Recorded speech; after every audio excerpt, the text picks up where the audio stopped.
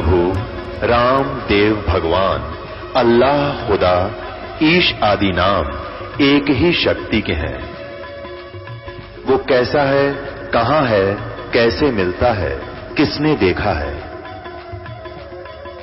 ये प्रश्नवाचक चिन्ह पूर्ण रूप से हटाने के लिए अवश्य सुनिए जगत गुरु तत्वदर्शी संत रामपाल जी महाराज के अमृत वचन सर्व पवित्र धर्मों के पवित्र शास्त्रों के आधार पर। सिकंदर लोधी को मालूम था कि ये फिर श्राप दे देंगे, उनको पता लगेगा कि उनके गुरुजी की हत्या होगी। सिकंदर लोधी ने कहा कि दाता मुझे माफ कर दो, मैं पापी आत्मा हूं। सिकंदर कबीर साहब ने कहा कर दिया माफ, चिंता ना करें, मैं वचनबद्ध हूं। मैंने जो, क्योंकि वो जान ही जान थे अगे ये तो बहुत दुखी हो रहा, अब इसने गलती तो कर दी है। खड़ा हो गए, अब बता क्या किया तूने? कबीर साहब ने पूछा। सिकंदर लोधी ने कहा परवरदिगार, वो सारी कथा बताई। हम आपके दर्शनार्थ आए थे, आपके पूज्य गुरुदेव ने हमारा अनादर किया और इस पाप आत्मा ने, मैं इस नीच आत्मा ने आपके गुरुदेव की हत्या कर दी। छो में गुस्से मालिक ने माफ कर दो। कबीर साहब बोले भाई कोई बात ना, ये तो अपने अपने संस्कार थे, क्या मेरा गुरुदेव की हत्या आपके हाथ से लिखी होगी, प्रभु ने वो हो गया सो हो गया, इसमें क्या, अब क्या बनना है, चिंता ना करे, कोई बात नहीं, आजा ऐसे करना, अंतिम संस्कार करवा जा, नहीं तो तुझे दुनिया थूकेगी। यूं कहकर कबीर साहब आश्रम की तरफ चल पड़े और सिकंदर लोधी वीरदेव सिंह बघेल दोनों पीछे पीछे चल पड़े। उस समय सिकंदर लोधी कहने लगा वीरदेव सिंह, आज देखिए भगवान, सुना करते अल्लाह है, अल्लाह ऐसे सुख देता है, पर हमने आज तक ऐसा सुख नहीं मिला था, ऐसा प्रमाण नहीं मिला था। और दूसरी बात कि जब मैंने ये कहा कि आपके गुरुदेव का मैंने हत्या कर दी, इनके मुख पर सिकन भी नहीं आई, ना त्योड़ी चढ़ी, ना गुस्सा होया। ओए होए, समुद्र से भी ज्यादा सहनशील ये साधु लक्षण मैं आज तक नहीं देखे वीर सिंह। अब वीर सिंह मन मन में कहता कि ये तो रिहर्सल है, ये तो ट्रेलर है, आगे देखियो क्या होगा। अंदर चले गए और वीरदेव सिंह बघेल भी और साथ सिकंदर लोधी भी। अंदर जाकर कबीर साहब जब अंदर प्रवेश किया तो सेवक भागे आए, कहा कबीर साहब गुरुदेव की हत्या कर दी सिकंदर लोधी ने। कबीर साहब ने कहा नादाना, संत कभी मरते हैं क्या? ये तो 5 तत्व का पुतला है, ये तो छोड़ के जाना ही था, वृद्ध शरीर हो रहा है, ना लीला करनी थी, छोड़ के अपना क्यों चिंता करते हो? इतने में सिकंदर लोधी भी साथ साथ आ गया। उसको देखकर सब घबरा गए, यूं तो फिर आ गया और सब चुप करके खड़े हो गए, कति खामोश, जैसे सन्नाटा छा गया। हाँ क्यों फिर वापस आ गया। अब कबीर साहब के धड़ पे और शीश पे अलग से चादर डाली हुई थी 2 टुकड़ों पे। कबीर साहब ने चरणों में दंडवत प्रणाम किया अपने गुरुदेव के, मृत शरीर के, उस कत्ल शरीर के, और कहा परवरदिगार उठो। फिर खड़े होकर उनके चरणों की चादर छुई और ऐसे मत्था टेका, मालिक एक बार उठियो, आपके दर्शनार्थ दिल्ली से बादशाह आए हैं, काशी नरेश आए हैं, संध्या आरती का समय हो गया, परवरदिगार एक बार उठना। यूं कहते दूसरी बार जब मालिक ने कहा, वो सिर उठ गए और गर्दन उठकर धड़ पर जुड़ गए और रामानंद जी जीवित हो गए। बोलो सतगुरुदेव की जय, बंदी छोड़ कबीर साहेब की जय। इस कमाल को देख के, इस अनहोनी को देख कर सिकंदर लोधी की आंखों में पानी चूहे। उसमें रामानंद जी जब उठे, वो जीवित हो गए, उन्होंने देखा कि उनका कत्ल हुआ। ये तो याद रहा, सामने सिकंदर लोधी खड़ा और उनके शरीर से जो गर्दन कटी हुई थी उसमें से आधा दूध, आधे हिस्से से खून निकल रहा था, वह बहा पड़ा था। इसका कारण जब कबीर साहब से रामानंद जी ने पूछा, कबीर साहब ने कहा परवरदिगार आप जानी जान हो, हे दाता, पहले आप अन्य जाति वालों को भी हे दृष्टि से देखा करते थे, अब आपने वो निर्मलता आप में आ गई, अब दूसरी जाति वालों को बुरा नहीं मानते हो, सबको उपदेश देते हो, सबको सीने से लगाते हो, प्यार देते हो, इसलिए आपका आधा शरीर पवित्र हो गया, उसमें से दूध निकला। अभी आप मुसलमानों को बुरा मानते हो, इनको नीच मानते हो, हे मानते हो। दाता आप तो महान आत्मा हो और ये सभी बच्चे आप ही के तो हैं। महानता इसी में होती है जो सबको एक जाने, और हम 2 नहीं है, हम एक प्रभु की संतान हैं, हम तो 2 बनकर दुखी हो रहे हैं। और दाता ये आप ही के बच्चे हैं, इसलिए आप अभी अधूरे, अभी पूरे स्वच्छ नहीं हुए, प्रभु पाने योग्य नहीं बन पाए।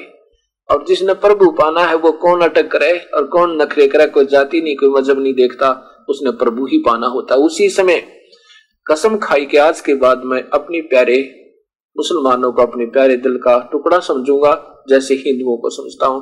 उसी समय सिकंदर लोधी को सीने से लगा लिया स्वामी रामानंद जी ने और कहा, बेटा मेरे तो गलती होगी, माफ कर दे, मेरी बुद्धि भ्रष्ट हो रही थी, क्योंकि हमारा रंग युगों युगों का चढ़ा हुआ है। और सिकंदर लोधी ने कहा, दाता मैं नीच आत्मा था, मैंने आप पर हाथ उठा दिया, इसी पुण्य आत्मा पे मतलब कर्महीन था, बुद्धिहीन था, दुख का सताया हुआ था, मालिक मुझे माफ कर दो मालिक। तब वो रामानंद जी कहते हैं, ये सारी लीला कबीर परमेश्वर की है, ये कुलधनी है, सिकंदर सत्कर मान लेना। इतना खेल देख के उस परमेश्वर का सिकंदर लोधी ने कहा, प्रभु एक बार दिल्ली चलो दास के साथ। कबीर साहब ने कहा कि दिल्ली जब चलूंगा जब तू मेरा नाम ले लेगा, मेरा शिष्य होगा और भक्ति सत करेगा, जीवन सा नहीं करेगा, जबरदस्ती हिंदुओं से मुसलमान नहीं बनाएगा। इनको ये ज्ञान स्वतंत्र मार्ग है, अपना ज्ञान देकर के हम अपना बना सकते हैं, जबरदस्ती नहीं करना चाहिए। उसने सिकंदर लोधी ने कहा, दाता जो आप कहोगे वैसे ही करूंगा। कहा कि मांस नहीं खाएगा, सिकंदर लोधी से कहा। कबीर साहब ने कहा कि, और सिकंदर लोधी बोला नहीं खाऊंगा, मैं तो नहीं खाऊंगा, लेकिन इन अन्य इन पीर प्यारों के मेरे बस की नहीं दाता, ये तो अपने हिसाब से चलेंगे। मैं आपका दास बिल्कुल मांस नहीं खाऊंगा और जहां तक हो सकेगी जीव हिंसा तो बंद करवा दूंगा और मैं आपका उपदेशी हो जाऊंगा, मुझे नाम दे दो। कबीर साहब ने कहा, मुसलमान बन जाओ, बीड़ी शराब मांस तंबाकू छूना नहीं, आन उपासना नहीं करनी, नमाज करना, लेकिन रोजे करने से भी कोई लाभ नहीं है। हाँ, ये मंत्र जाप करना।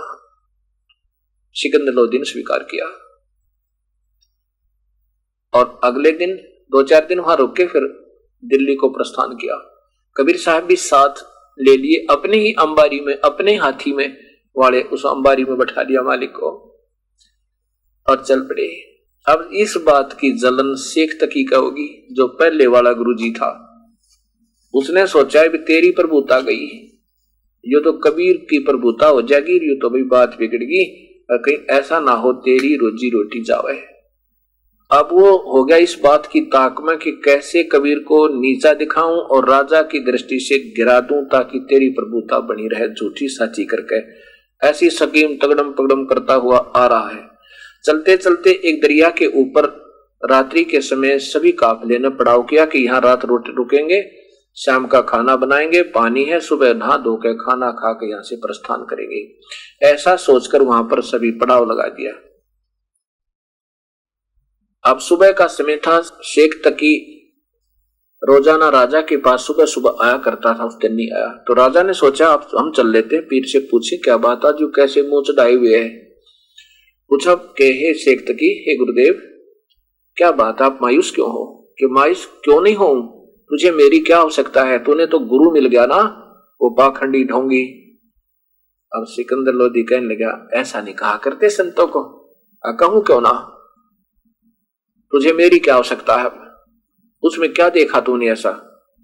कबीर और सिकंदर लोधी कहने लगे, पर पीर जी मेरे जलन का रोग था और हाथ लानते इनके हाथ सप्रस मात्र से मैं स्वस्थ हुआ और मैंने इनके गुरुदेव की गर्दन काट दी थी रामानंद की, और मेरे सामने जीवित किए। ये तो परमेश्वर आए हैं।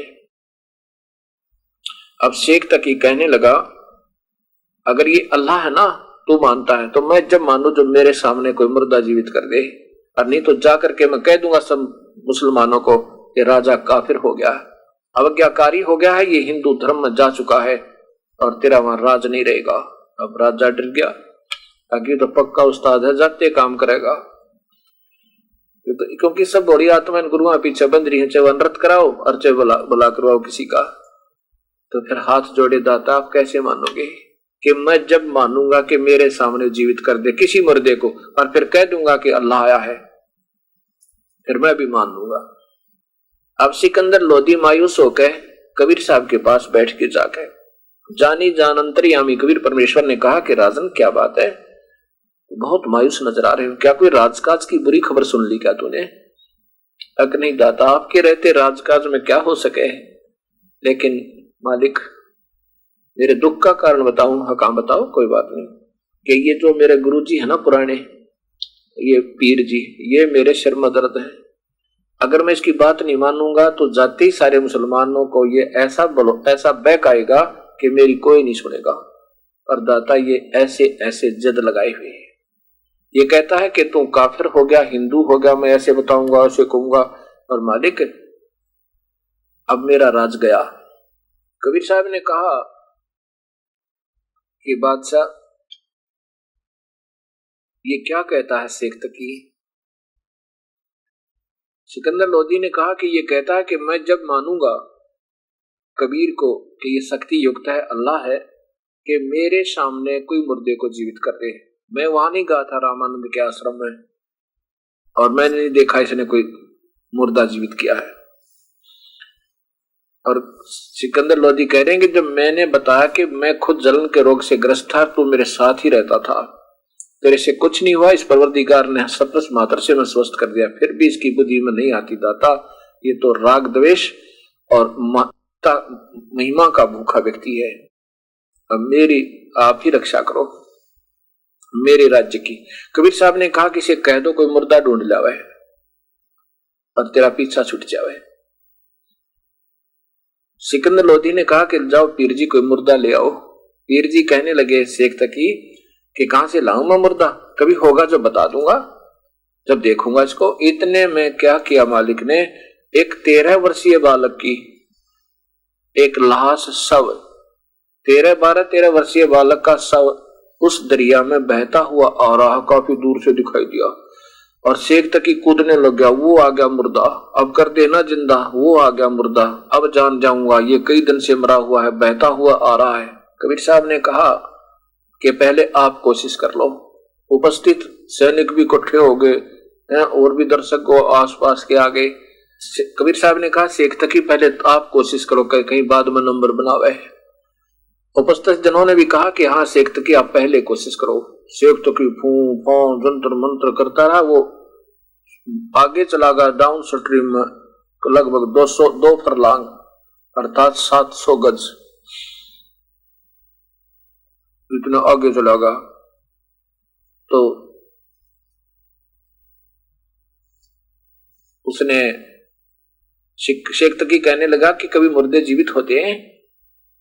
इससे नहीं होना था ना, तभी तो मुझे लगा दिया, इतना वो जा चुका है कितनी दूर। ये सोचा बला टल गई। कबीर साहब ने कहा कि आप विश्राम पाओ, शांति करो। कबीर साहब ने ऐसे इशारा किया था अपने हाथ से, ऐसे उल्टा, तो वो मुर्दा जो आगे चला गया था सब अपने आप वापस अप स्ट्रीम में जिधर से पानी बहकर जा रहा था विपरीत दिशा को, और कबीर साहब के सामने आकर ऐसे जैसे नौका चलती ऐसे आके रुक गया, और नीचे से लहर जा रही है, ऊपर वो सब रुका हुआ है। कबीर साहब ने कहा कि हे जीवात्मा जहां भी है, और कबीर हुक्म से इसमें प्रवेश कर और बाहर आ जा। उसी समय उस बच्चे का शरीर सारा कांपने लग गया ऐसे, और बिल्कुल एकदम खड़ा हो गए और चरणों में बाहर आकर दंडवत प्रणाम किया। कबीर परमेश्वर कहे बोलो बंदी छोड़ कबीर साहेब की जय। अब शेख तकी की दमा मर गई, उस पर घड़ों पानी गिर गया, और उपस्थित जनों ने बड़ी खुशी मनाई। कहा कमाल कर दिया मालिक, आपने कमाल कर दिया दाता। उस लड़के का नाम कमाल रखा और अपने साथ अपने पुत्र के रूप में उसको रखा। अब ये प्रमाण कबीर समर्थता का है, कबीर साहब की समर्थता का है कि वो जीव की आयु भी बढ़ा सकता है। प्रथम प्रमाण। फिर पहुंच गए का दिल्ली में आ गए। दिल्ली में आके शेख तकी ने तो वो चाल फिर चली कि कहीं इस कबीर की तो और महिमा बनेगी, और ये प्रत्यक्ष प्रमाण लड़का साथ जीवित, सब मान जाएंगे इस बात को, बड़ी बड़ी आत्माओं को अब सबको यकीन हो जाएगा परमात्मा है। उसने सोचा इससे पहले और स्कीम मिला दूं। जाके कह दिया कि राजा तो एक जादूगर को साथ लाए हुए है, कहते हैं एक लड़का मुर्दा जीवित कर दिया। वो सदमे में था, और सदमे में ऐसे हो जाता है, वो तो ऐसे हो जाता है, ये तो बहकाता है, ये जादूगर है, राजा को बहका लिया है। तो भाई राजा तो गया काम से, ये तो हिंदू होने वाला है, काफिर को साथ लिए फिरता है। तो भोली आत्मा मुसलमानों को फिर बहका दिया। तो सभी मुसलमान कहने लगे, पीर जी क्या करें, आप हमें बताओ, जैसे कहोगे हम तैयार हैं आपके साथ। शेख तकी ने कहा, भाई बात संभाल लो, ना तो बात बिगड़ जाएगी। राजा हिंदू हो गया तो सबको हमने हिंदू बना देगा, ये जबरदस्ती बना देगा, इसका भी इलाज करो। शेख तकी से पूछा उन मुसलमानों ने, बताओ जो कहोगे हम ऐसे आपके साथ तैयार हैं, कि ऐसा करो तुम चलो मेरे साथ काफी संख्या में। राजा से कहेंगे अगर ये सिद्ध परमात्मा तुल्य है और परमात्मा है, अल्लाह है जैसा तू मानता है, तो इससे हमारे सामने कोई मुर्दा जीवित करवा दो। और उस समय कहेंगे, शेख तकी कहता है कि मेरी लड़की जो मृत्यु को प्राप्त हो चुकी है 10, 15, 20 महीने से, कई महीनों से, और कब्र में है, उसको अगर जीवित कर देगा तो कहेंगे हम मान लेंगे। शेख तकी ने सोचा एक तीर में दो शिकार, लड़की जीवित होगी तो मेरी, हारेगा तो कबीर हारेगा, है ऐसे सोचकर। तो भोली आत्मा मुसलमान कहने लगे, ठीक है चलो ऐसे ही कहेंगे। सिकंदर लोदी के पास हजारों की संख्या में मुसलमान एकत्रित होकर आ गए और आगे शेख तकी तुर्रा फरफरा उसका। शेख तकी अंदर गया और पहरेदारों से कहा कि राजा से कुछ व्यक्ति मिलना चाहते हैं। राजा को संदेशा मिला, पता चला कि हजारों की संख्या में नगर निवासी आए हैं और कोई खास बात है। राजा ने कहा कि 10-5 व्यक्ति मौजूद से अंदर आ जाओ, मेरे से बात करो। शेख तकी भी और जो उसके पढ़ाए हुए मुसलमान वो अंदर चले गए। उन्होंने कहा कि हमने सुना कि आप किसी यानी हिंदू को साथ रखते हो, हिंदू पीर को, और वो आपने हिंदू धर्म स्वीकार करने की चेष्टा हो रही है और वो कोई जादूगर बताया है। हमारे सामने कोई वो ऐसी लीला करे तो हम उसको मान जाएंगे। हम ये चाहते हैं कि अगर वो अल्लाह तुल्य है और कोई शक्ति युक्त संत है तो हम भी देखें, और हम चाहते हैं कि शेख तकी की लड़की को जीवित कर दे तो हम मान जाएंगे। शेख तकी कहता हम सब, मैं भी मान जाऊंगा कि वो भगवान है, अल्लाह है, मेरी लड़की को जीवित कर दे जो कब्र में दबा रखी है काफी दिन से, और नहीं तो फिर हम बगावत करेंगे। अब सिकंदर लोधी ने सोचा तो यूं था कि ये खुशी मनावेगा कि मुर्दा जीवित कर दिया, अब तो मान गया होगा। उसके विपरीत और नई चाल चल दी। सिकंदर लोधी मायूस हो गए कबीर साहब के उस कमरे में पहुंचे जहां पर कबीर साहब को आदर से राजा ने विश्राम के लिए रोका हुआ बैठा रखा था, यानी आसन दिया हुआ था। मायूस होकर बैठ के उनके चरणों में जाके जानी जान कबीर साहब ने कहा कि क्या बात राजन, कोई राजकाज में दिक्कत आ गई क्या, बहुत मायूस नजर आ रहे हो। सिकंदर लोधी ने कहा, नहीं परवरदिगार आप बैठे सिर पे, ऐसी कोई बात नहीं है, लेकिन ये जो शेख तकी है ना मेरा गुरु, ये मुझे जीवन जीने नहीं दे रहा। जब से मैं स्वस्थ हुआ हूं इसका आग लगी हुई है। ये तो मुझे दुखी देखकर प्रश्न रहता था, मैं रोता रहता था, इसके गिड़गिड़ाता था, इसको 100 रुपये 50 रुपये रोज देता था। ये कहता मैं जंतर करूंगा, आज रात को मंत्र करूंगा, तब तो ये प्रश्न था। और अब मैं स्वस्थ हो गया और मुझे भगवान मिल गया, इसका आग लगी दाता। अब हजारों की संख्या में बड़ी आत्माओं को बहका कर ले आया और कहता है ये राजा काफिर हो गया, मैं जब जानू मेरे सामने और मेरी लड़की को अब मुर्दा करके दिखाओ जो कब्र में दबा रखी है। वो लड़का तो सदमा में आया हुआ था, ऐसे हो ही जाता है। कबीर साहब कहने लगे चिंता ना करो, इसने मुझे तो जीने नहीं देना है, दुखी करना ही करना राजन, पर ऐसे कह दो इस शेख तकी को कि आप मुनादी करवा दे सारे आसपास के क्षेत्र में कि आज से तीसरे दिन वो लड़की कब्र से निकालकर जीवित की जाएगी। राजा खुश हो गया कि जो कह दिया मालिक ने सत्य है। उसने कहा भी ठीक है, परवरदिगार ने कहा है राजा और मेरे मालिक ने अर्थात कबीर साहब ने कि तीसरे दिन वो लड़की जीवित की जाएगी, और सब जगह मुनादी करा दो, किसी का और शक ना रह जाए। उस निश्चित दिन को लाखों और हजारों की संख्या में दर्शक एकत्रित हो गए, कब्र फुड़वा दी। कबीर साहब ने कहा शेख तकी तू कोशिश कर ले पहले, कहीं फिर बाद में नंबर बनावे। उपस्थित जनों ने कहा कि दाता ये अगर इसके पास कोई शक्ति होती अपने बच्चे ने कौन मरने देवे और कौन कब्र में डाला है, ये तो फेल है, आप दया करो। कबीर साहब ने कहा शेख तकी की लड़की जीवित हो जा, नहीं जीवित हुई। फिर कहा शेख तकी की लड़की जीवित हो जा, नहीं हुई। तीसरी बार फिर कहा नहीं हुई तो शेख तकी ने नाचना शुरू कर दिया, भंगड़ा पा दिया। क्या बात कही, देखा ना ढोंगी का ढोंग पकड़ा गया। कभी मुर्दे जीवित होते हैं और ऐसे करे। कबीर साहब उस बेवकूफ ने नचाना चाहे थे, वो खूब नाच लिया ना, भंगड़ा पा लिया। अपनी पुत्री के न जीवित होने की का गम नहीं, कबीर साहब के हार जाने की खुशी मनावे। अपनी बेटी नहीं जीवित हुई इसका तो गम नहीं होना चाहिए था, दो के वह जीवित ना हो जाती तो खुशी होती। और उसके विपरीत कबीर साहब हारते दिखे ना, वो खुशी मना रहा, नो नाचर भंगड़ा पावे। कबीर साहब जब वो नाच लिया ना, खूब भंगड़ा पा लिया, जब कबीर साहब ने कहा कि शेख तकी शांत हो जाओ, खड़े हो जाओ, और नौकर का खड़ा बोल क्या बात है। कबीर साहब ने कहा, हे जीवात्मा जहां भी है कबीर हुक्म से इसमें प्रवेश कर शव में और बाहर आ जा। उसी समय उस लड़की में ऐसे कंपन हुआ और वो लड़की जीवित होगी और चरणों में आकर दंडवत प्रणाम किया। बोलो कबीर साहेब की जय, बंदी छोड़ भगवान कबीर देव की जय। कबीर साहब ने कहा कि बेटी जा अपने पुत्र अपने पिता के साथ पुत्री, ये तेरे पिताजी शेख तकी हैं। तब उस लड़की ने कहा कि ये मेरा पिता नहीं है, ये तो दुश्मन है समाज का, ये सबको गुमराह करा, भगवान के साथ टक्कर दे रखी तूने, नादान तो काहे का पीर है। पीर वही है जो पर पीर जाने, और इसका और मेरा हिसाब बराबर हो चुका। मेरी आयु इससे आगे नहीं थी, ना मेरा मनुष्य संस्कार था जन्म का।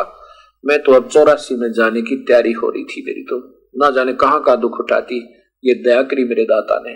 उस समय शेख तकी ने, सब उपस्थित लोगों ने कहा कि आपने कमाल कर दिया, कमाल कर दिया। उस लड़की का नाम कमाली रख लिया। वो भी 12-13 वर्ष की लड़की थी, अपनी बेटी की तरह कबीर परमेश्वर ने अपने पास रखा, और लड़की ने शेख तकी के साथ जाना मना कर दिया। और उसमें 1.5 घंटे तक प्रवचन किए उस लड़की ने। कबीर परमेश्वर की रजा थे, उनको दिव्य दृष्टि दी दाता ने। अपने पिछले 3 जन्म बताए कि मैं भी पहले राबिया नाम की लड़की थी, और 4 वर्ष मैंने कबीर परमेश्वर का उस समय नाम लिया था जब ये आए हुए थे। कभी ऐसे प्रकट हो जाते हैं, ये कभी ना कभी ये वही परमेश्वर हैं। और 4 वर्ष के बाद मैंने वो सत भक्ति त्याग कर अपनी मुसलमान साधना प्रारंभ की थी।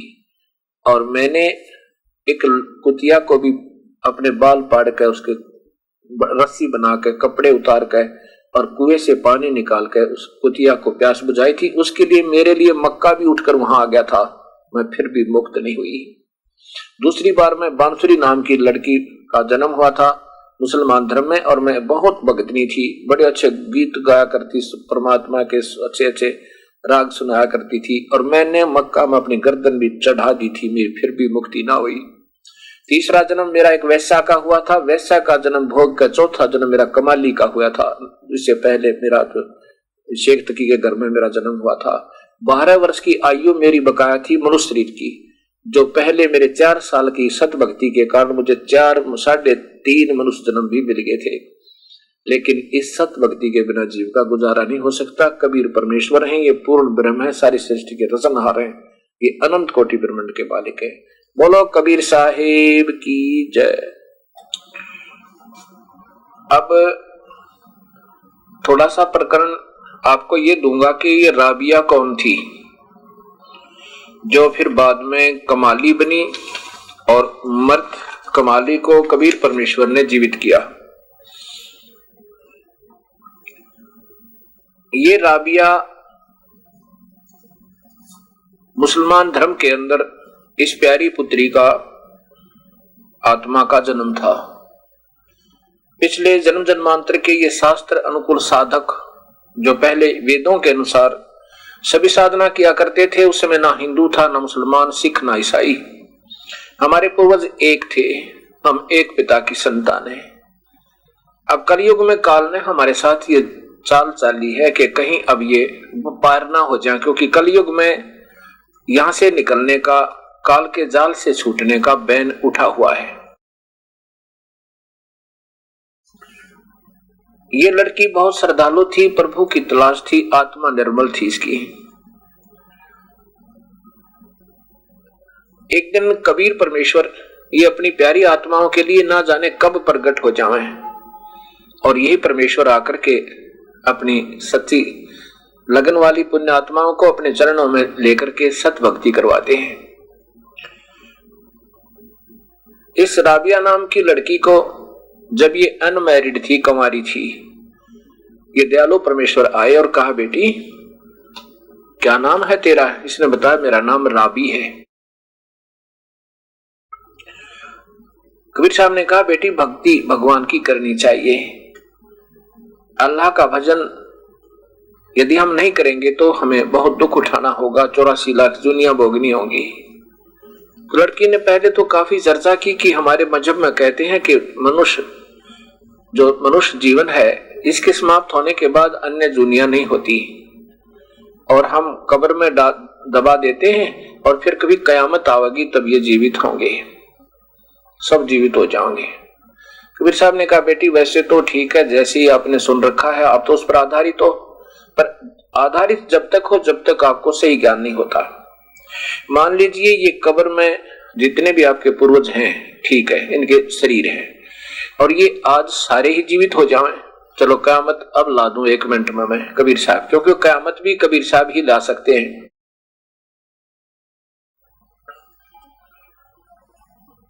तो फिर क्या होगा? क्या ये अपने पूर्वजों को आप अपने घरों पर रख लोगे?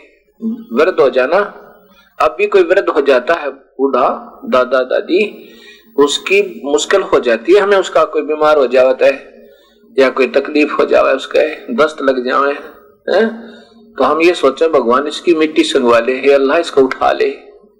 और वो बूढ़े बूढ़े जो सारे जीवित हो गए, वे को 80 साल का, को 200 वर्ष का, को 250 वर्ष के, कैसे संभाल लोगे उनको? जरा हंसने लगी वह, कहने लगे जी ये बात तो आपकी ठीक है। कबीर साहब ने कहा, बेटा वो जीवात्मा चली गई अपना जीवन पूरा करके, अब वो नहीं आएंगी और अपने हिसाब से फिर उनका पुनर्जन्म होता हुआ आ रहा है और जो साधना सही है वही करनी चाहिए। तो लड़की ने बताया कि हम सही साधना करते हैं, हमारे हजरत मोहम्मद जी ने जो रास्ता बताया इसके समान इस पृथ्वी पर कोई मार्ग नहीं है, हम नहीं मानेंगे। तब कबीर साहब ने कहा, बेटी ठीक है, हजरत मोहम्मद जो है बहुत प्यारी आत्मा थी, प्रभु की अच्छी आत्मा थी, वो हमारी ही आत्मा थी, लेकिन वो काल के हथा चढ़ गई और उस काल ने उस प्यारी आत्मा को पहले गुमराह कर दिया, अपने दूत भेज के, अपने फरिश्ते भेज के, बाई फोर्स डरा धमका के और अपने दुखा के ऊपर किए नकली लोग, उस मेरी प्यारी आत्मा को इसने फिर अपने चरणों अपने ही नशे में रख दिया। जब उसमें थोड़ी बहुत भक्ति हुई तो 6, 7, 10 शादियां करवा दी और फिर वो बेचारा मेरी बात को नहीं माना। मैं उनसे मिला था और मैं पूर्ण परमात्मा अल्लाह हूं। वो कहने लगी, नहीं जी, अल्लाह आकार में नहीं आ सकता, अल्लाह तो निराकार है। कबीर साहब ने कहा, बेटिया क्या बताऊं तेरे तय, तुम्हारे जो ये अब वर्तमान गुरु है ना, मुल्ला और काजी, ये पीर, इनको स्वयं मालूम नहीं इस कुरान शरीफ में क्या लिखा है। इस पवित्र शास्त्र में, पवित्र शास्त्र कुरान के अंदर, कुरान शरीफ में सूरत फुरकानी 25 नंबर और आयत नंबर 52 से 59 तक स्पष्ट लिखा है कि वो कबीर परमेश्वर है, उसी ने सारी सृष्टि को रचा और उसी की भक्ति हमने करनी चाहिए। उसकी खबर किसी बाखबर से पूछ कर देखो, वो संत बताएंगे। तो मैं उसकी खबर बताने आया हूं जो कुरान शरीफ में लिखा है। और जिसको हजरत मोहम्मद अल्लाह मानते थे, वो स्वयं कह रहे हैं कि उस संत को ढूंढो जो इसकी सही खबर जानता हो, और वो अल्लाह कबीर है जिसने 6 दिन में सृष्टि रची और 7वें दिन तख्त पर जा विराजा। पवित्र बाइबल में प्रथम बार ही लिखा है उत्पत्ति में, उत्पत्ति ग्रंथ के अंदर, कि वो परमात्मा ने 6 दिन में सृष्टि रची और 7वें दिन तख्त पर जा विराजा। वो कौन है? वो कबीर है। और उस परमात्मा ने 6ठे दिन के सृष्टि रचना में लिखा है कि परमेश्वर ने मनुष्य को अपने ही तुल्य बनाया, अपना ही रूप बनाया, अपना ही स्वरूप बनाया। इससे सिद्ध होता है कि परमात्मा आकार है, वो निराकार है ही नहीं। निराकार तो उसकी शक्ति है, उसने अपनी सत्ता से सबको रोका हुआ, सबको अपनी ही शक्ति से सबको चलायमान किया हुआ है।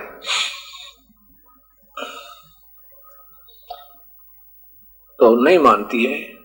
काफी देर फिर सत्संग सुनाते हैं, प्रभु फिर वो लड़की मान जाती है, कहती है प्रभु फिर क्या करूं, हम तो रोजे भी रखते हैं। बेटी रोजे रख लो या ना रख लो, इससे कोई लाभ नहीं। यदि हम खाना ना खाने या खाएं उससे क्या लाभ होगा। कहते हैं इंद्रियों पर कंट्रोल हो जाता है। हुआ किसी की इंद्री पर कंट्रोल? सच शादी करें, नरे बच्चे पैदा करें, कौन सी इंद्री पर कंट्रोल हुआ? मांस खावे। ये तो कंट्रोल नाम से होगा, प्रभु भक्ति से होगा, सत भक्ति से होगा और संतों के ज्ञान से, पूर्ण ज्ञान से होगा। फिर ये जहर दिखाई देगा, अपने आप इंसान से दूर हो जाएगा। और कहते हैं हम तो ईद और बकरीद इनको तो भोजन वो प्रसाद रूप में खाते हैं। कबीर साहब ने कहा बेटी मांस नहीं खाना चाहिए, प्रसाद तो हलवा बना लो, खीर बना लो उस दिन, बढ़िया पूरी तारो और बर्फी बना लो, रसगुल्ले खाओ, गुलाब जामुन खाओ। ये मांस खाना है नहीं बेटा, प्रभु नाराज होगा। कहीं नहीं लिखा मांस खाने की। ये जो बाद में फरिश्तों ने गुमराह कर दिया आपके पूर्वजों को, उन प्यारी आत्माओं को, वो मांस को छुआ भी नहीं करते थे। और हजरत मोहम्मद जी ने कभी मांस नहीं खाया। तो अब बनावटी बातें बना करके उनको भी कहते होंगे, लिख दिया होगा किताब आप पे आप, वो कभी मांस नहीं खाया। वो पैगंबर पाक पुरस्ते साहिब के अब्दाली 1,80,000 को सौगंध जिन नहीं कर चलाया। नबी मोहम्मद नमस्कार है राम रसूल कहाया, 1,80,000 को सौगंध जिन नहीं कर चलाया। अर्ज कर उस पर अल्लाह तकत है खालिक बिन नहीं खाली, और वो पैगंबर पाक पुरस्ते साहिब के अब्दाली। 1,80,000 अनुयायी हुए थे मोहम्मद जी के, उन्होंने कोई मांस नहीं खाया। कसम है उनको, मैं कसम खाकर कहता हूं। तो लड़की को विश्वास हुआ, अब ठीक से महाराज जी बिल्कुल नहीं खाऊंगी मांस। ठीक है, आप रस्म मनानी है अपना, जाइए मस्जिद में जहां वो मना रहे हो, लेकिन बैठ कर अपना मैं मंत्र दूंगा, उसका जाप करते रहिए। उस लड़की ने उपदेश ले लिया और लगभग 4 वर्ष तक बिल्कुल डट कर साधना की। फिर वह जवान होगी। लड़की ने यहां तक सोच लिया था राबी ने कि मैं शादी नहीं करवाऊंगी, प्रभु पाऊंगी, अपना जीवन सफल करूंगी। लेकिन ये समाज जो है काफी बंधनों में बंधा हुआ है। माता पिता को चिंता हुई कि कुंवारी लड़की शादी से मना करती है, कैसे रखेंगे जवान लड़की को घर पे, ये नहीं हमारे बस की बात है। जब लड़की ने बिल्कुल स्पष्ट मना कर दिया कि मैं शादी नहीं करवाऊंगी, दोनों माता पिता बैठकर खूब रोते हैं, बहुत रोते हैं। अल्लाह सद्बुद्धि तो इस मेरी पुत्री को, ए मालिक या क्या कहानी बन गई हमारे जीवन में। बहुत परेशान हुए, 6 महीने तक ऐसे रोते रहे, बुरा हाल कर दिया। तब राबिया ने सोचा भी ये तो माता पिता की तो बहुत बुरी हालत होगी। तब राबिया ने सोचा कि माता पिता का तो बुरा हाल हो गया, और कहा ठीक है माता पिता मैं शादी करवा लूंगी। लड़की ने सोचा कि मैं अपने पति से बात करूंगी, जाके उससे फैसला कर लूंगी, शादी होगी। एक बहुत बड़े अधिकारी थे, बहुत बड़े ऑफिसर से, बहुत नेक आत्मा था, प्रभु से डरने वाला था। शादी होने के बाद राबिया ने अपने पति से कहा कि मैं आपसे एक बात करना चाहती हूं। राबी के पति ने कहा कि बोलो क्या बात है। राबिया ने कहा कि मैं शादी जरूर करवा ली है, लेकिन मैं संतान उत्पत्ति नहीं करूंगी। ये मेरा फर्स्ट एंड फाइनल डिसीजन समझना, ये मेरा अंतिम और प्रथम ये मेरा फैसला है। यदि आप मुझे मजबूर करोगे तो मैं आत्महत्या कर लूंगी, मैं बच्चे उत्पन्न नहीं करूंगी। वो बहुत नेक आत्मा था। राबिया के पति ने कहा कि राबिया आपने निकाह कबूल क्यों किया। राबिया ने बताया कि मेरी मजबूरी थी, इसलिए मैंने निकाह कबूल कर लिया। मेरे पिता ने बहुत बुरा हाल कर लिया था रो रो के, मैंने उनसे मना कर दिया था शादी का। 6 महीने तक ना खाना खाया और बिल्कुल मृत्यु को प्राप्त होने वाले हो गए थे। समाज के डरते हैं, अपनी इज्जत और बेइज्जती के डरते हैं। तब मैंने उनसे कहा था ठीक है अब शादी करवा लूंगी मैं, इसलिए मैंने निकाह कबूल किया था। अब मैं शादी नहीं करूंगी। अब आप सोच लो, अगर मेरी हत्या चाहते हो तो सुबह मेरा जीवन नहीं मिलेगा आपको। वो बहुत दयालु था। वो कहने लगा भाई मैं क्यों पाप का भागी हूं, पर ठीक है राबिया एक बात आप सुन लो, जैसे आपके माता पिता का समाज और इज्जत थी ऐसे हमारा भी है। आपने समाज की दृष्टि में मेरी पत्नी रूप में रहना होगा और मेरी तरफ से तो मेरी बहन के तुल्य होगी, लेकिन घर से बाहर जाने नहीं दूंगा। वो कहने लगी मुझे मंजूर है। या अल्लाह, बड़ी सुनी है कबीर, अल्लाह अल्लाह कबीर, बड़ी सुनी आपने। उस प्यारी आत्मा, उनके पति ने राबिया के लिए अलग मकान बना दिया और 2 सेविकाएं छोड़ दी। उसने स्वयं अपनी दूसरी शादी करवा ली।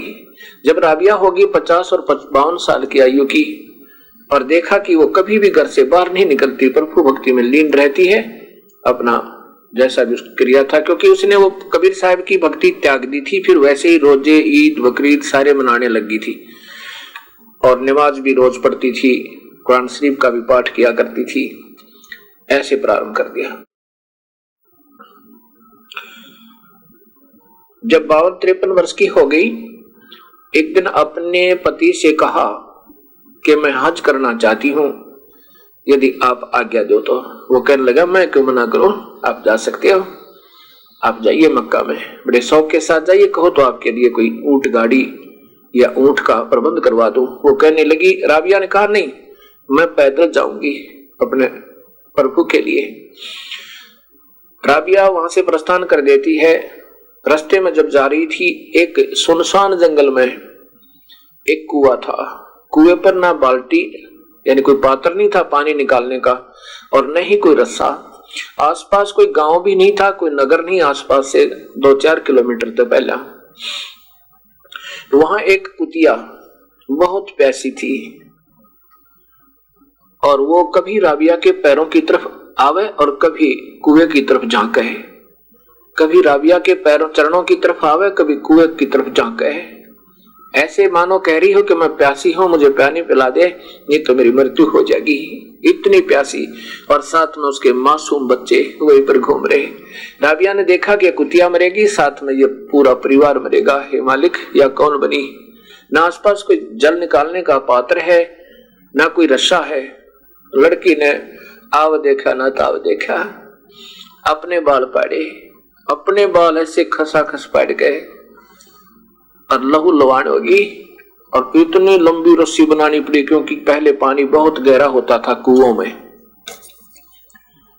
और अपने ही कपड़े उतार के और उनको फिर कुएं में नीचे जाकर भिगोया अच्छी तरह, और फिर उसको बाहर निकाला। ऐसे एक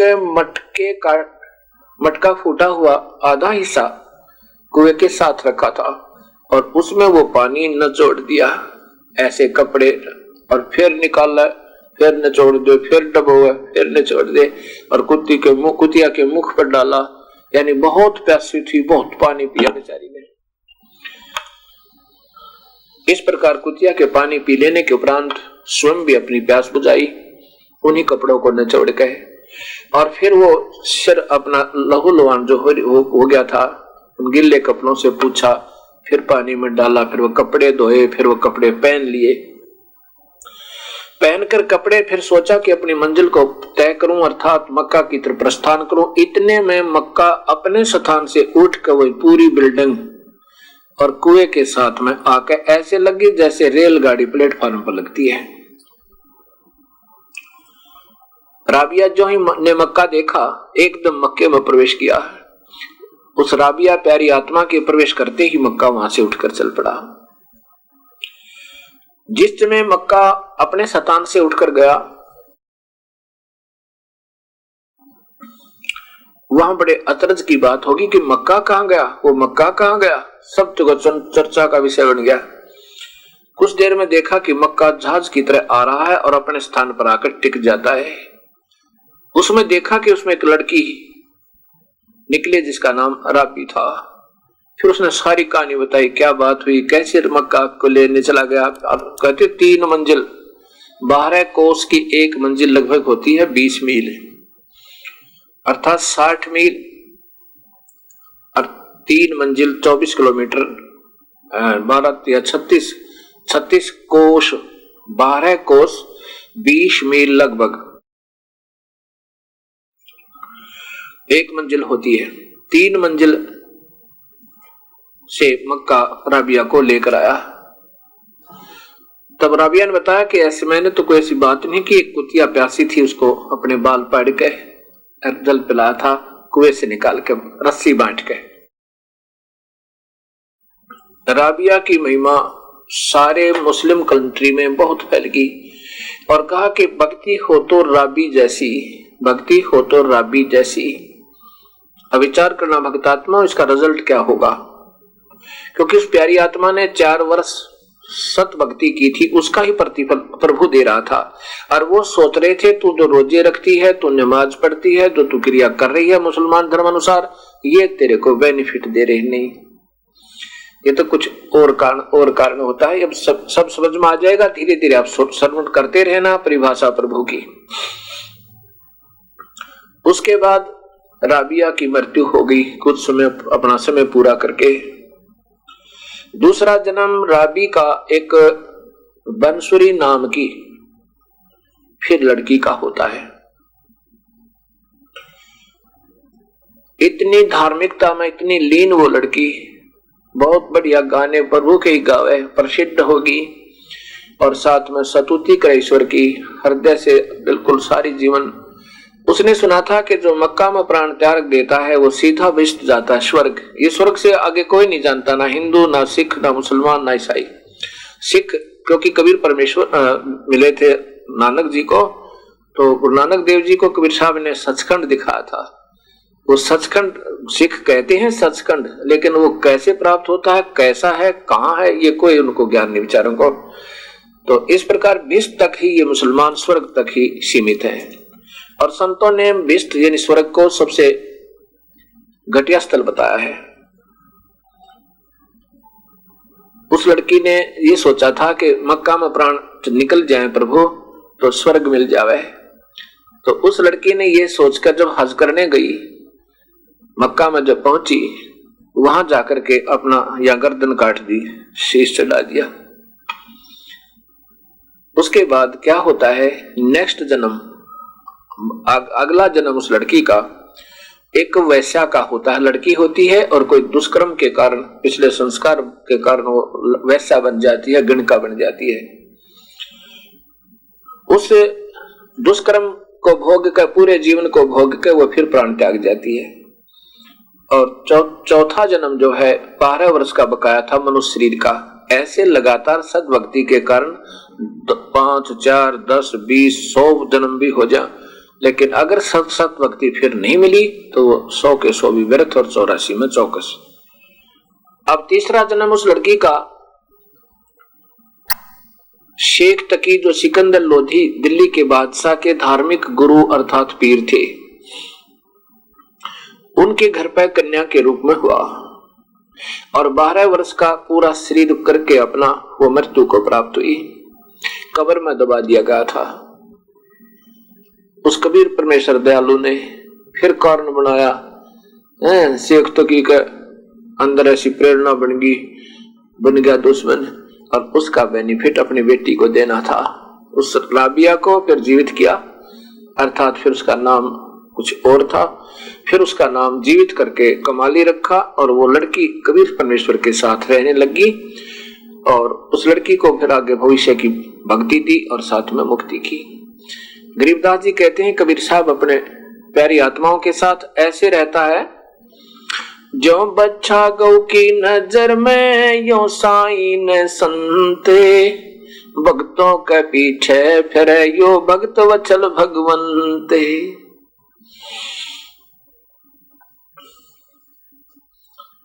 जो जन मेरी शरण है ताका हूं मैं दासी, गैल गैल लाग्या फेरू हूं जब तक धरती आकाशे। कि कबीर साहब अपनी प्यारी आत्मा जो एक बार इनकी शरण में आ जाए फिर काल भौकात बहका लेता है, लेकिन फिर भी दयालु ये आकर हमारी फिर मदद करता है। अब भक्त आत्मा आपको समझ में आ गया होगा, ये सतकथा शंका आपका निवारण अवश्य हुआ होगा कि भगवान श्री कृष्ण भी प्रभु हैं। ये एक ही ब्रह्मांड में एक विभागीय मंत्री हैं और इनके पिता काल हैं, जो 21 ब्रह्मांड के प्रभु समझो, एक ब्रह्मांड में एक ब्रह्मा, एक विष्णु, एक शिव, और ये स्वयं भी काल एक ब्रह्मांड में ब्रह्मलोक के अंदर महाब्रह्मा, महाविष्णु, महाशिव रूप में रहता है। और वो चतुर्भुज रूप में, वो जो इसका वास्तविक चतुर्भुज रूप है, वो भी किसी को दर्शन नहीं होते। केवल ये चतुर्भुज रूप तीन लोग त्रिलोकीय विष्णु हैं, यही यहाँ पर दृष्टिगोचर होते रहते हैं।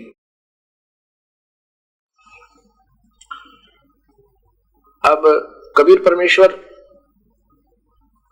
और श्री कृष्ण भगवान के अंदर कितना अंतर है, ये स्वयं समझ जाओगे।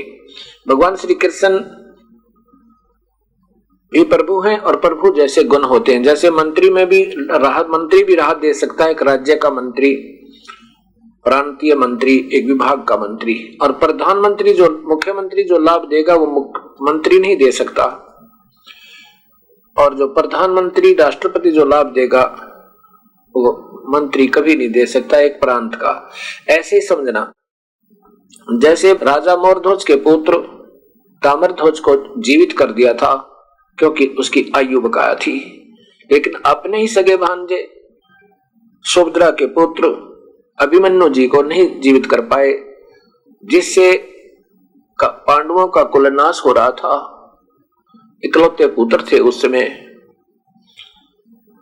और भगवान श्री कृष्ण भी रो रहे थे, भगवान श्री कृष्ण की बहन सुभद्रा भी रो रही थी। और फिर उसके बाद भगवान श्री कृष्ण के सामने सारा यादव कुल विनाश को प्राप्त हुआ। भगवान श्री कृष्ण भी तीर लग जाने से मृत्यु को प्राप्त हुए, लेकिन वो वहां कोई बचाव नहीं कर पाए क्योंकि उनका ऐसा ही प्रारब्ध था।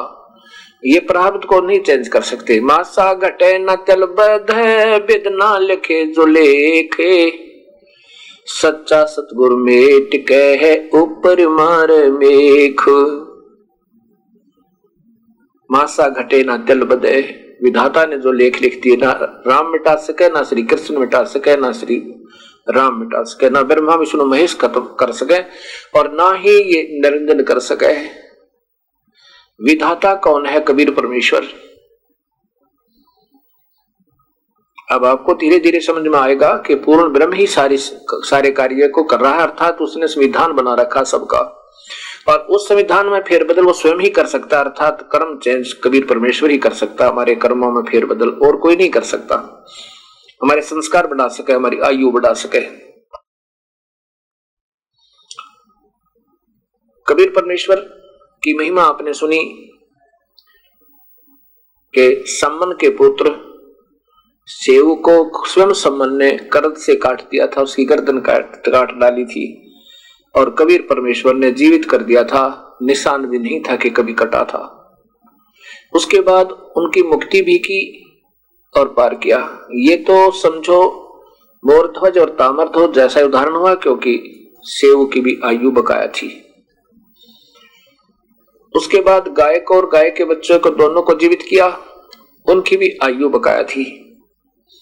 उसके बाद सिकंदर लोधी के जलन का रोग ठीक किया, जो भी किसी साधना से नहीं हुआ।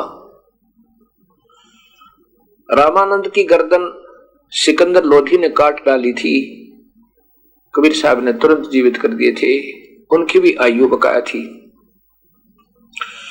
वैसे मैं यहां कहूंगा कि उनकी आयु बकाया नहीं थी रामानंद जी की, क्योंकि कबीर साहब ने अपनी शक्ति से उनको और उम्र बख्शी थी पहले ही, उस समय नहीं, पहले ही उनकी आयु बढ़ा रखी थी। क्योंकि जब कबीर साहब 5 वर्ष के थे, रामानंद जी 104 वर्ष के थे, और जब सिकंदर लोधी से वार्ता हुई तब रामानंद जी लगभग 120 वर्ष से ज्यादा आयु हो चुकी थी। तो ये बाकी की आयु जो है कबीर साहब ने उनकी बढ़ाई थी, और ये महात्मा लगभग 150 वर्ष बताते हैं रामानंद जी जीवित रहे, कबीर साहब की रजात है। और उसी दौरान सिकंदर लोधी ने उनकी गर्दन काट दी थी, खत्म कर दिया था, 2 टुकड़े हो गए थे बॉडी के, शरीर के, तो कबीर साहब ने वो जीवित कर दिया था। ये भी मान लीजिए कि उनकी आयु बकाया थी, ऐसा ही सोचकर चलिए। आगे फिर वापस आ रहे थे जब कमाल नाम का एक लड़का, वो तो मृत वहां से डाल दिया गया था दरिया में, 2-3 दिन से वो बहती हुई लाश चली आ रही थी, वो सब चला आ रहा था। तो कबीर साहब ने वो जीवित किया, उसके संस्कार बकाया नहीं थे। उसके बाद ये शेख तकी की लड़की कमाली, जो कि काफी दिनों से मृत हो जाने के बाद कब्र में उसको दफना रखा था, अंतिम संस्कार किया हुआ था, उसको कब्र फुड़वा के जीवित किया, उसकी आयु बकाया नहीं थी। ये प्रमाण आपके सामने प्रत्यक्ष है। कबीर परमेश्वर चारों युगों में आते हैं और चारों युगों में एक नाम तो उनका सुप्रसिद्ध रहता है, उसमें कोई बदल नहीं करते, कोई बदलाव नहीं करते, और अन्य दूसरे भी रूप बना करके आते रहते हैं और फिर बता भी देते हैं कि मेरा वास्तव नाम कबीर है। त्रेता में आए, जब सतयुग में आए सत्सुकृत नाम से, त्रेता में आए मुनिंद्र नाम से। उनका वर्तमान नाम मुनिंद्र भले ही था, लेकिन वो बताया करते थे कि मैं वो कबीर परमेश्वर हूं, श्री सृष्टि का रचनहार हूं, मेरा वास्तविक नाम कबीर है। और त्रेता युग में मुनिंद्र नाम से, द्वापर में करुणा में नाम से, और कलयुग में उसी वास्तविक नाम से कबीर परमेश्वर। वैसे इनका वास्तविक नाम कबीर है। इसको कवि कहें, जैसे यजुर्वेद, यजुर्वेद कबीर देव, सीधा नाम इनका कबीर देव है।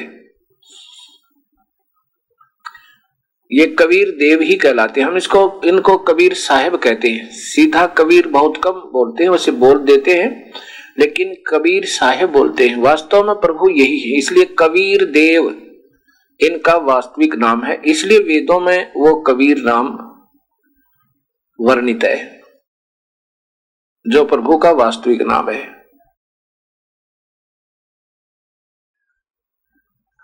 जब त्रेता युग में ये प्रभु आए थे अपनी प्यारी आत्माओं को अपना सत संदेश पहुंचाने के लिए, उसमें कुछ मुख्य दृष्टांत आपको सुनाऊंगा।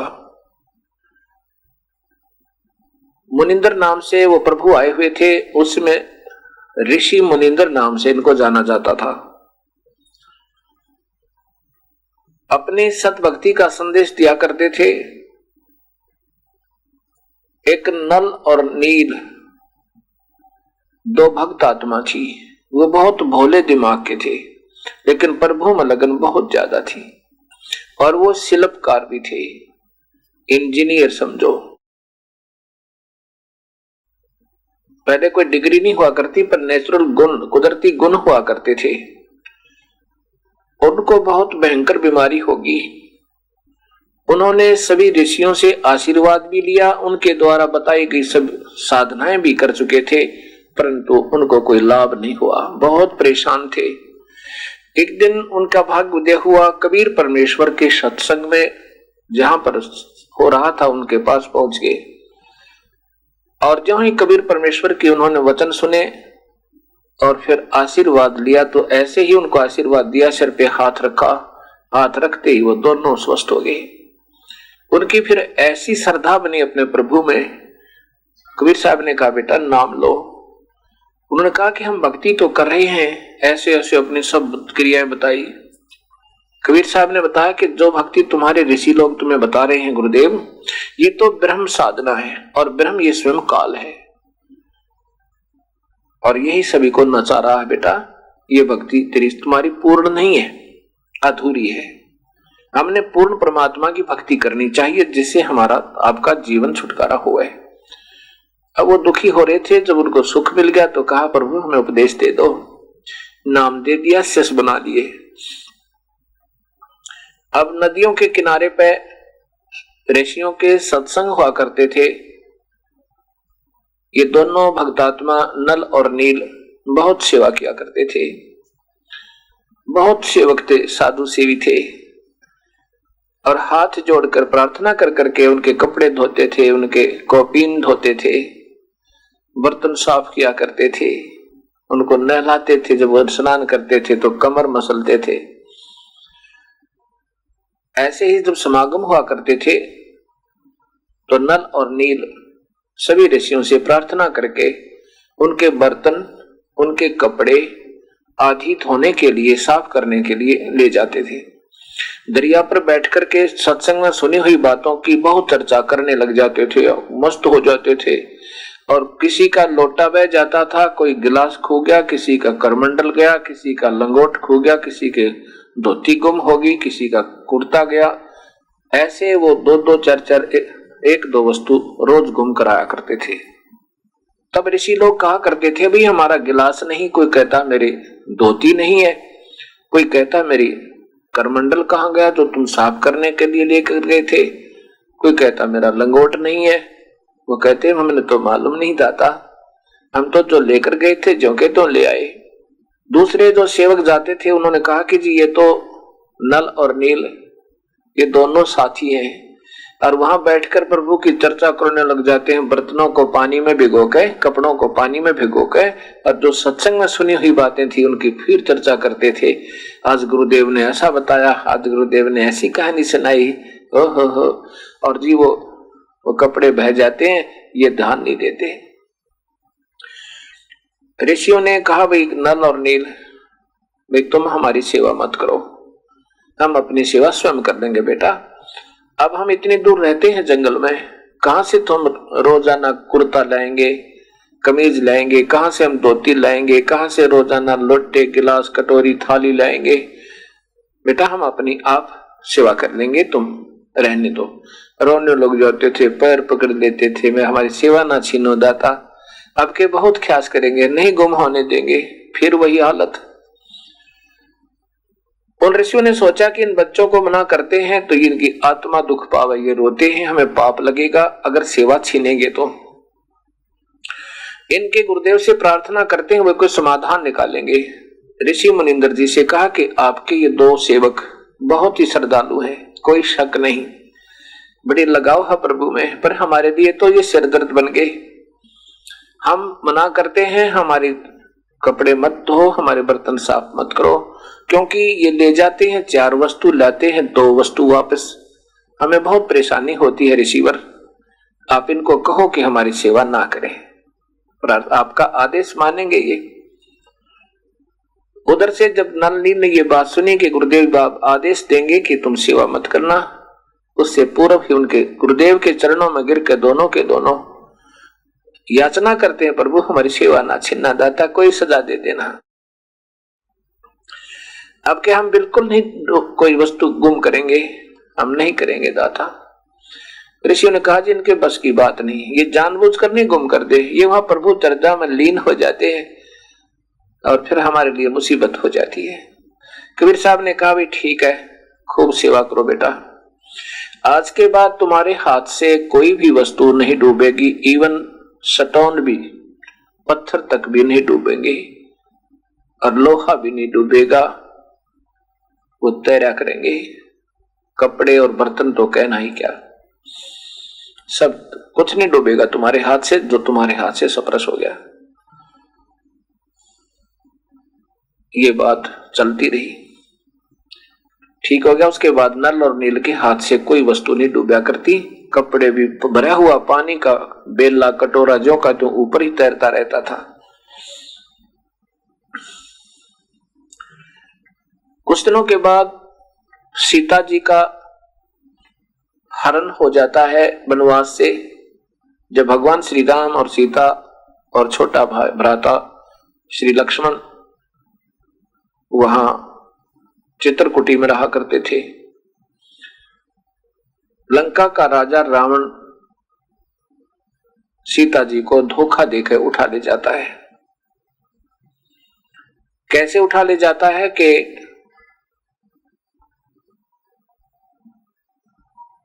रावण का मामा मारिच एक श्रवण मृग सोने का हिरण बनकर गया। वहां सीता ने एक बगीची लगा रखी थी, बाड़ी बो रखी थी, उसको तोड़ने लगा और बहुत सुंदर सोने का हिरण बहुत सुंदर लगे। सीता ने श्री राम से कहा कि ये हिरण मुझे ला कर दे दो। श्री राम ने कहा कि क्या करोगे हिरण का? कि नहीं, अगर हिरण नहीं लाओगे तो मैं जीवित नहीं रहूंगी। अब देखो इतनी जिद की उसने। श्री राम ने सोचा, वो कहने की मृत्यु चाहे मृत में लो चाहे जीवित ला कर दो मुझे।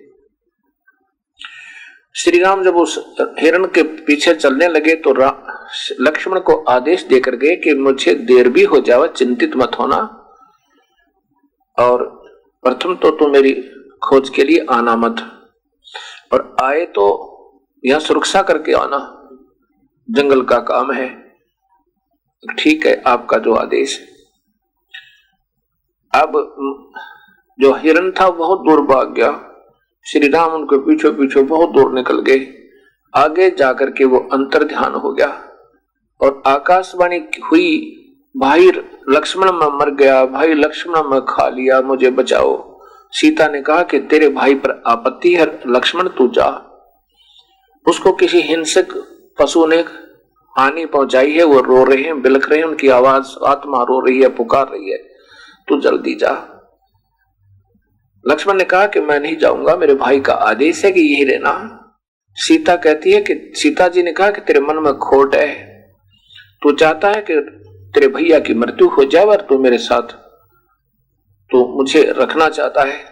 यहां तक जब शब्द कह दिया तब लक्ष्मण बहुत आंखों में आंसू भर गए और कहने लगा, ठीक है मां, आज तक जिंदगी में ये भाव नहीं हुआ था और ना ही होगा, क्योंकि बड़ी भाभी को मां के तुल देखा करते थे।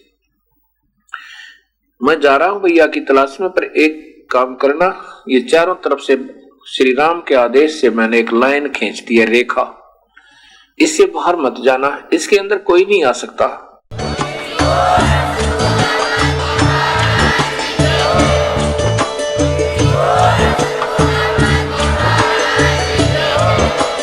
आप सुन रहे थे जगत गुरु तत्वदर्शी संत रामपाल जी महाराज जी के मंगल प्रवचन। अधिक जानकारी के लिए विजिट कीजिए हमारी वेबसाइट www.jagatgururampalji.org। संत रामपाल जी महाराज जी के शुभ आशीर्वाद से पूरे विश्व भर में 500 से भी ज्यादा नाम दीक्षा केंद्र हैं, जिन पर संत रामपाल जी महाराज जी द्वारा ऑनलाइन निशुल्क नाम दीक्षा दी जा रही है। अपने नजदीकी नाम दीक्षा केंद्र का पता करने के लिए संपर्क करें 8222880541।